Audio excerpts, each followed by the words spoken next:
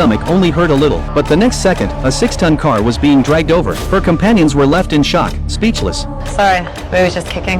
It turns out, Polaris has the power to control magnetic fields. A simple baby kick can cause such a disturbance. If it's time for labor, the consequences would be unimaginable. To avoid any accidents, her companions rented a military base for her. The walls here are 60 meters thick. Not even a nuclear bomb could destroy it. But for Polaris, even that wasn't enough. So, her companions built a special delivery room at the core of the base to isolate all metal objects. However, before everything was fully prepared, Polaris suddenly felt a sharp pain in her stomach. Get them, Andy. Get them. It's time, the baby's coming. Go. But the metal objects outside the delivery room hadn't been cleared yet. As Polaris entered, the room immediately became a danger zone.